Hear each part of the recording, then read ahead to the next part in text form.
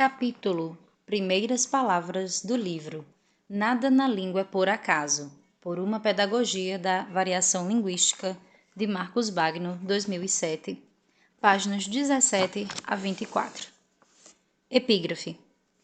Se como resultado da intervenção dos linguistas, o tema da variação acabou incorporado pelo discurso pedagógico, podemos dizer que não conseguimos ainda construir uma pedagogia adequada a essa área.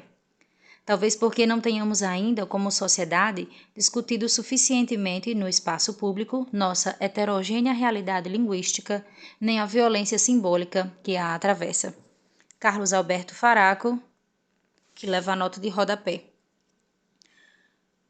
Extração do livro Por uma pedagogia da variação linguística, texto a ser publicado em 2007 pela Parábola Editorial no livro Linguagem, Teoria e Ensino, Relevância Social da Linguística, e que, em grande medida, motivou a produção deste meu livro, cujo subtítulo, Por uma pedagogia da variação linguística, ecoa propositadamente este brilhante artigo de Faraco. Meu interesse pelos livros didáticos de português já existia na época da elaboração de minha dissertação de mestrado, em que eu analisava, na perspectiva da sociolinguística, o tratamento dado aos fenômenos fonéticos fonológicos em 5 coleções das 4 séries iniciais do ensino. Nesse trabalho, tive a orientação precisa e exigente de Maria da Piedade Moreira de Sá, desde então uma queridíssima amiga, na Universidade Federal de Pernambuco, onde me orgulho de ter estudado, já que se trata sem dúvida de um dos centros de pesquisa mais importantes hoje no Brasil no campo das ciências da linguagem.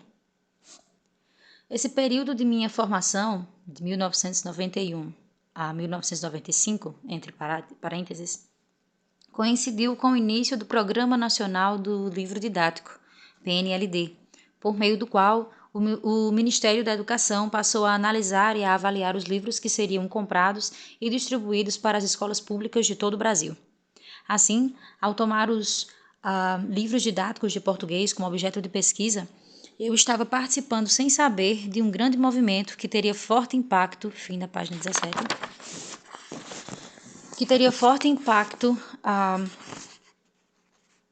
sobre as políticas educacionais brasileiras. De fato, desde sua primeira edição, o PNLD vem provocando uma transformação radical na cultura do livro didático em nosso país, vencida a resistência inicial das grandes empresas editoriais e também a de muitos autores que se recusavam a incorporar naquelas obras uma nova filosofia de ensino-aprendizagem que substituísse a velha prática da transmissão mecânica de conteúdos tradicionais, sem apelo à participação ativa criativa do aprendiz e do docente, entre parênteses. É possível dizer que o material didático disponível hoje no mercado brasileiro apresenta inegáveis qualidades, sobretudo em comparação com o que se produzia antes. Mais recentemente, as circunstâncias na vida profissional me levaram a participar diretamente do PNLD, a conhecer de perto seus enormes desafios e as diferentes etapas do processo, árduo e trabalhoso. É verdade, mas também gratificante pelo contato estreito com a realidade educacional brasileira que ele permite aos profissionais nele engajados, bem como pela fonte inesgotável de pesquisa e reflexão em que ele se converte.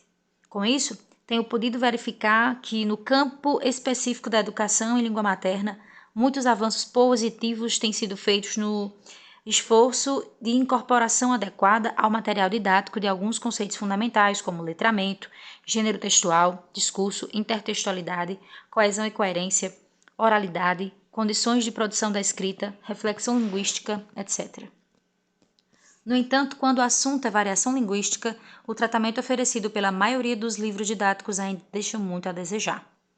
Isso se deve, provavelmente, à inexistência entre nós de boas obras de divulgação dos conceitos básicos da sociolinguística, para não falar da inexistência de traduções das obras clássicas da área. O que encontramos são bons trabalhos acadêmicos que aplicam, criticam, desenvolvem e reelaboram os conceitos e a metodologia da sociolinguística, mas nenhum que tente oferecer a um público mais amplo, de não iniciados, uma versão ao mesmo tempo acessível e abrangente dos postulados centrais da disciplina. Problemas também ocorrem quando muitos pesquisadores dos campos da linguagem e da educação, preocupados essencialmente com questões linguísticas, se arriscam a tratar de fenômenos de ordem primordialmente sociológica, sem o aparato teórico e os instrumentos de análise das ciências sociais, que esse empreendimento exige.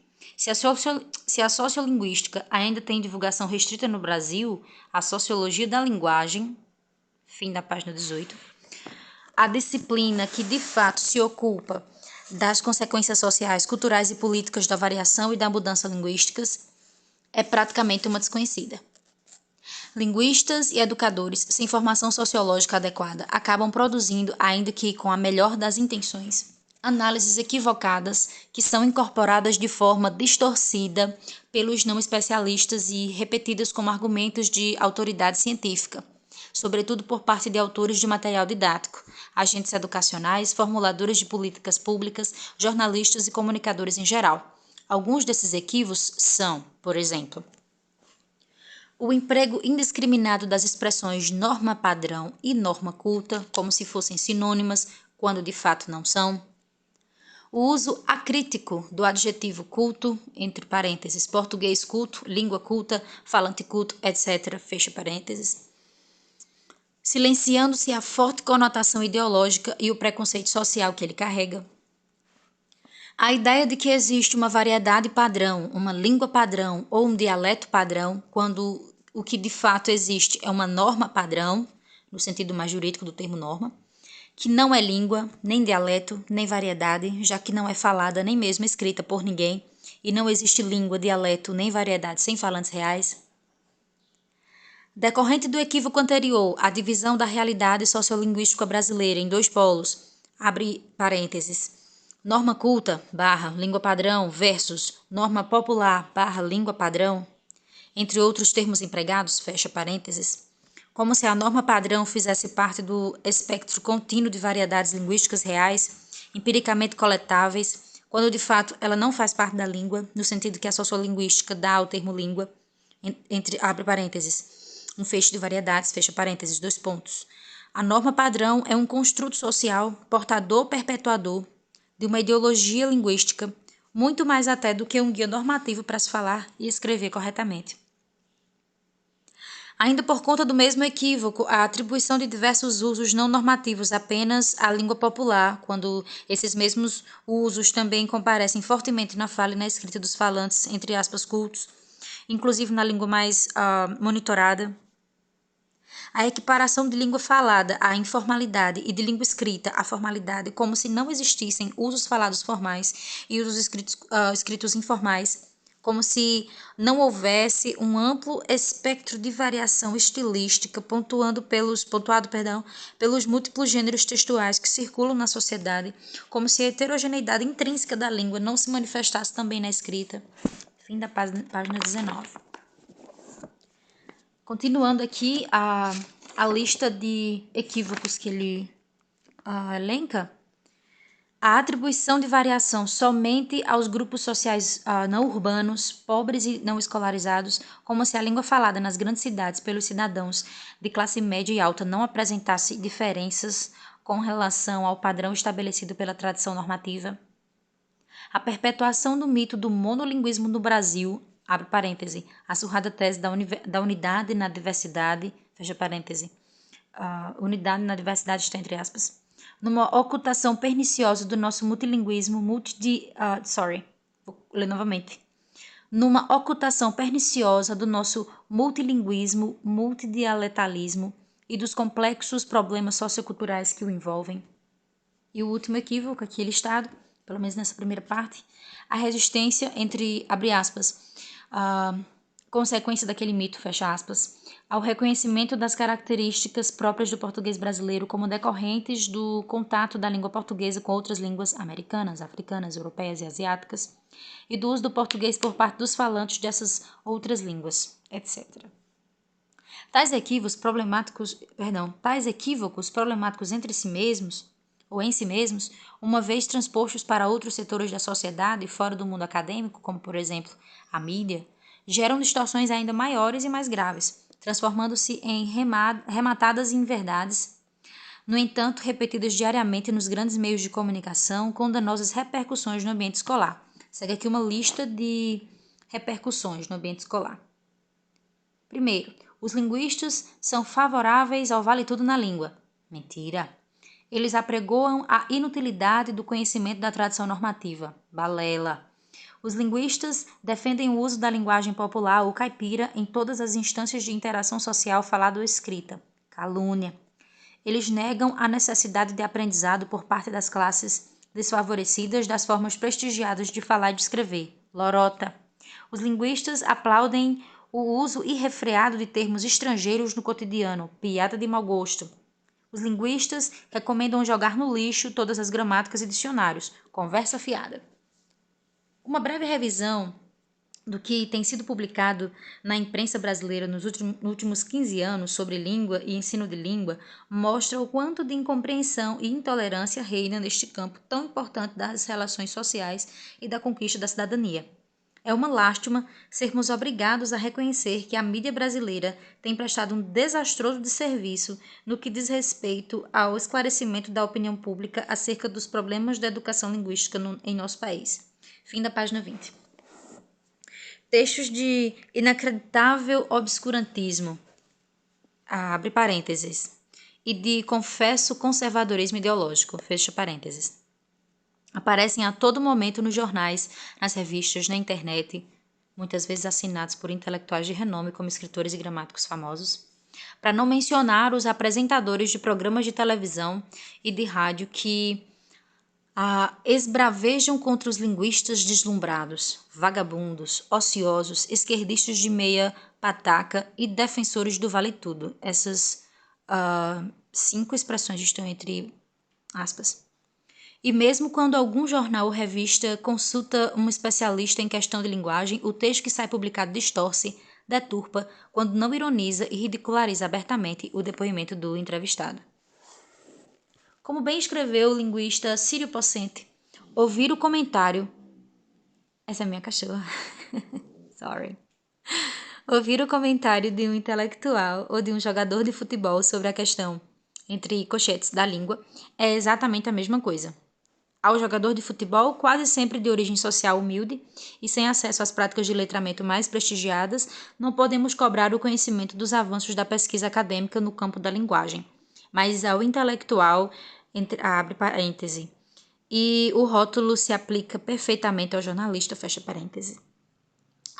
Sobretudo aquele que se atribui o direito de criticar e combater as posições dos linguistas, não podemos perdoar a leviandade com que discute assunto tão complexo como o das relações língua-sociedade, sem se dar ao trabalho mínimo de ler os textos básicos deste campo de investigação.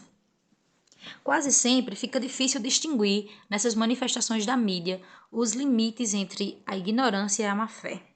É curioso como jornalistas e intelectuais em geral, quando abordam outros campos de conhecimento, física, astronomia, biologia, medicina, engenharia, etc., não se atrevem a dar opiniões pessoais nem a contestar as declarações dos especialistas, por reconhecerem ali áreas de saber complexas que exigem longos estudos teóricos e muita pesquisa científica de quem atua nelas. Mas quando o assunto é língua, julgam eles, bastar abrir qualquer gramática normativa e reproduzir os conceitos ultrapassados e errôneos estampados ali como se fossem dogmas incontestáveis. Da junção de tantos equívocos involuntários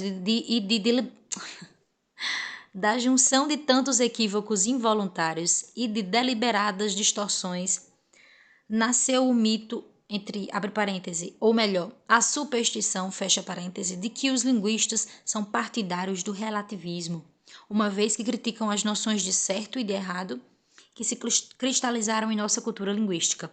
A este respeito, são esclarecedoras as palavras de Carlos Alberto Paraco.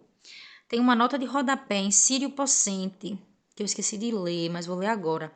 Apresentação ao primeiro dos 3 volumes da série Introdução à Linguística, organizada por Fernanda Mussalem e Ana Cristina Bentes, São Paulo, editora Cortez, 2001, página 12. E voltando, ele vai dizer que são esclarecedoras as palavras de Carlos Alberto Faraco. Esse é o fim da página 21, vamos para a página 22. Citação de Carlos Alberto Faraco diz o seguinte: colchete, reticências, não há em língua... Não há em língua um padrão absoluto de correção, válido para todas as circunstâncias, mas apenas padrões relativos às diferentes circunstâncias. Daí os linguistas afirmarem que a propriedade é mais importante que a correção. Se esse é um postulado clássico entre os linguistas, sua apreensão social, abre parêntese, dentro e fora da escola, fecha parêntese, continua envolta em muita confusão. E o núcleo do problema parece estar num gesto que lê relativo, onde se deve ler relativo a. Ou seja, os linguistas são acusados de relativistas porque, segundo os acusadores, defendem que tudo vale na língua, quando de fato jamais afirmam isso. O que suas descrições efetivamente mostram é que os falantes variam sistemática, abre parêntese, e não aleatoriamente, fecha parêntese, sua expressão e tomam como baliza não um padrão absoluto de correção, mas critérios de adequação às circunstâncias. Nesse sentido, os fenômenos linguísticos não são relativos, mas relativos às circunstâncias. Estou tentando ser imparcial, mas a vontade... Meu Deus, que massa. Enfim.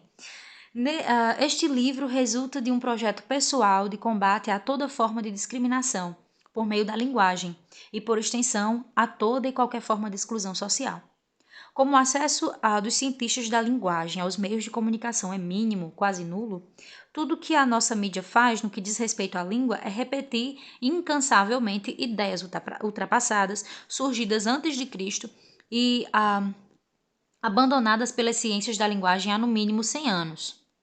O principal foco de ação para uma transformação das concepções linguísticas que vigoram na sociedade tem de ser a escola. Até porque, em grande medida, ela foi ao longo dos séculos a principal agência transmissora e reprodutora dessas ideologias, dessa ideologia linguística arcaica e pré-científica. Se a sociolinguística tem um papel a desempenhar na educação linguística dos cidadãos brasileiros, esse papel é de reconhecimento da heterogeneidade intrínseca da sociedade brasileira e, portanto, da inescapável heterogeneidade da nossa realidade linguística. Um reconhecimento que não pode ficar na simples constatação, mas que tem de incorporar também uma instância de crítica e questionamento das crenças linguísticas estabelecidas e, sobretudo, de militância na reivindicação do direito que tem toda e qualquer pessoa com cidadania brasileira de falar e de escrever as suas línguas maternas do jeito que elas existem hoje, no século XXI, e não como quer uma ideologia linguística autoritária e excludente imposta séculos atrás por uma potência colonial escravagista. Uau! O subtítulo deste livro, Por uma Pedagogia da Variação Linguística, assume, portanto, o desejo de contribuir para um reconhecimento mais preciso, mais solidamente embasado dos postulados da sociolinguística e para sua incorporação serena e firme nos processos de educação linguística.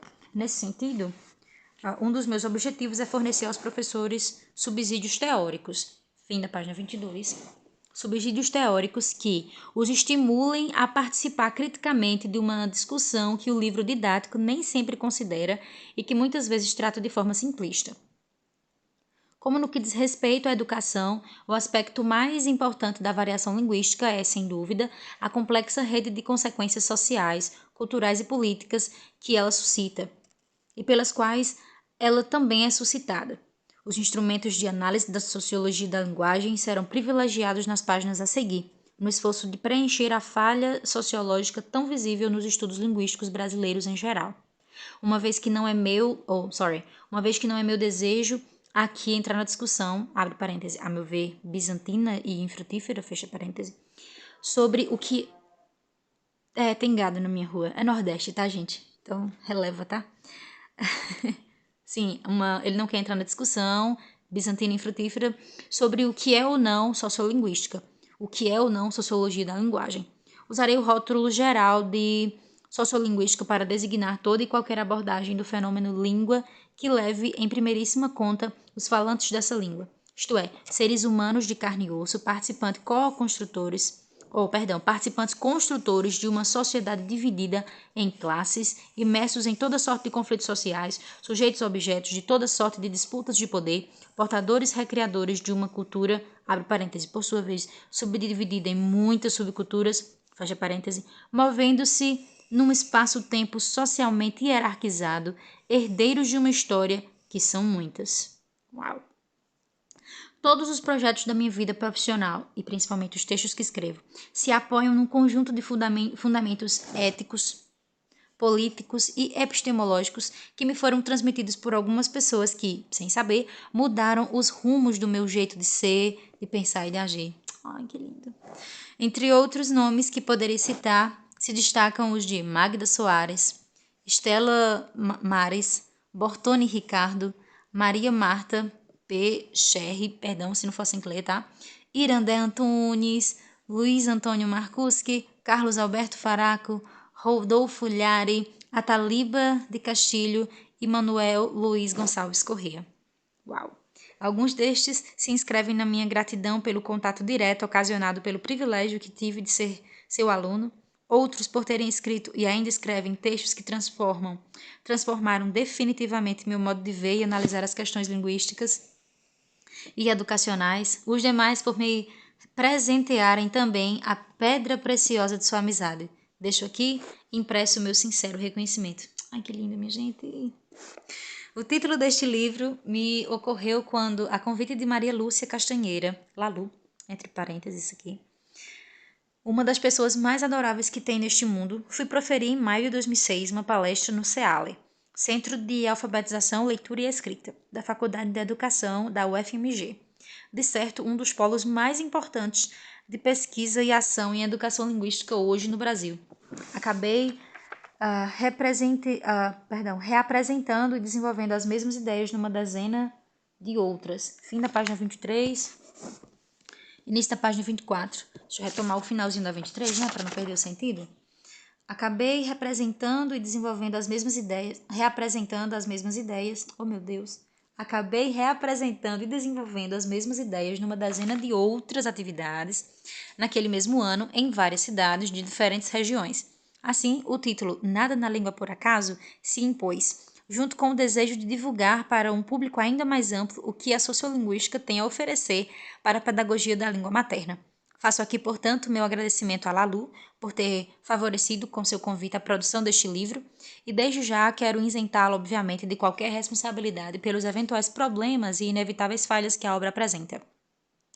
Meu reconhecimento, mais uma vez, vai para os meus editores Andréia Custódio e Marcos Marciolino, que prontamente acolheram este projeto, nova etapa de uma luta pela conquista de uma plena democracia linguística no Brasil.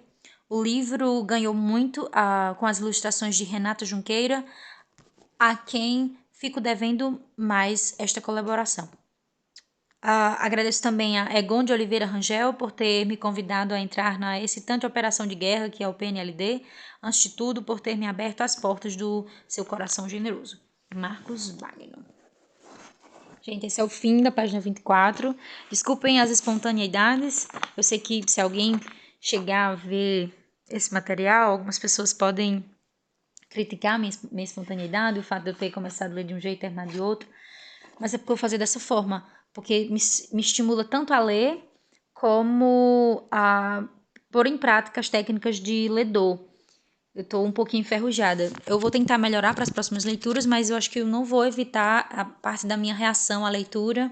Não vou estar fazendo muitos comentários, só soltando aqui e acolá alguma interjeição. Eu tenho animais em casa, em algum momento eles vão interferir. O que eu posso fazer é pausar o vídeo. Mas se você escutou até aqui, muito obrigada e espero que essa leitura ou essa audição sirva para você comprar o livro, adquirir as obras que eu estarei publicando aqui no futuro. E é isso, boa sorte!